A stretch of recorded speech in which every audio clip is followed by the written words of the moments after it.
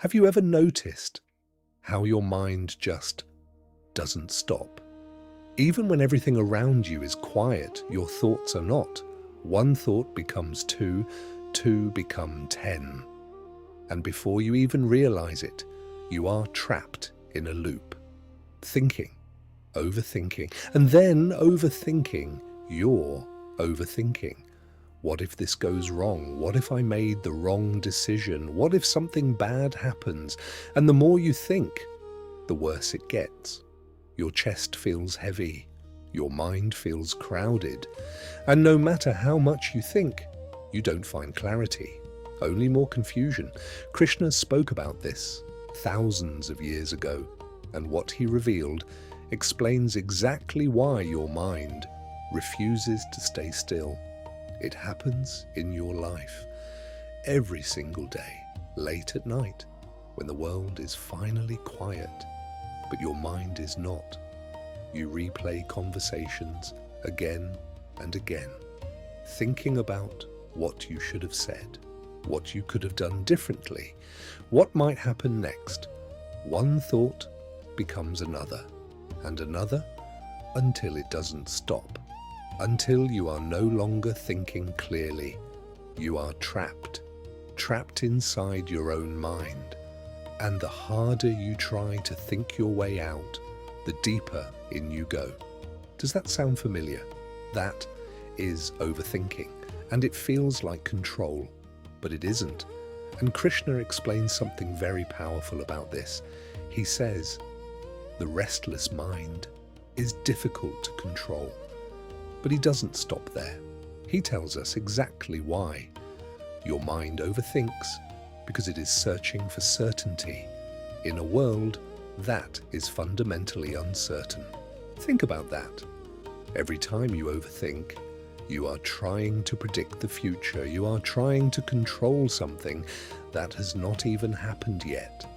And because the future is unknown, your mind keeps running in circles, searching for answers that do not exist yet. So it creates possibilities. What if this happens? What if that falls apart? What if I am not ready? And each thought creates another thought until you are completely lost inside your own mind. But Krishna gives us a way out, not by stopping thoughts completely, but by understanding them. The first is awareness.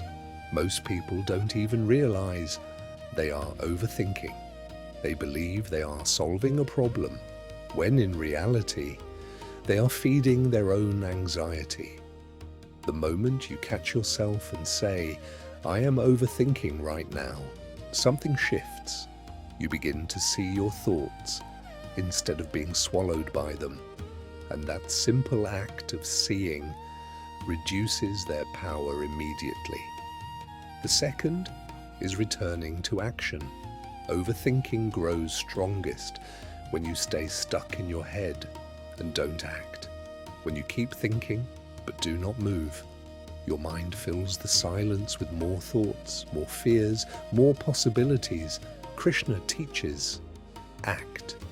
Not because everything is clear, but because clarity comes through action. Even the smallest step forward breaks the loop. The third is letting go of control. You cannot predict every outcome. You cannot prepare for every possibility. And the more you try, the more your mind suffers. Krishna teaches, focus only on what you can do and release what you cannot. That one shift brings more peace than any amount of thinking ever could. The fourth is returning to the present. Overthinking only lives in two places, the past and the future. But peace, real peace, only exists right here, this breath, this moment, right now. Every time your thoughts drift away, gently bring them back. Not forcefully, not with frustration, gently. That one simple practice, repeated every single day, is one of the most powerful things you can do for your mind. The fifth is trust. Trust that not everything needs to be figured out right now. Trust that life unfolds one step at a time, even when you cannot see the full path. Krishna reminds us that there is a greater order at work, a flow that your mind cannot fully comprehend. And when you truly trust that, your need to overthink begins to loosen its grip. Now, think about your own life. How many nights have you stayed awake thinking about something that never even happened? How many hours, how many days have been lost inside your own thoughts? Overthinking feels like control, but it is not control, it is the loss of it. Your mind is not helping you find answers, it is exhausting you before you even begin.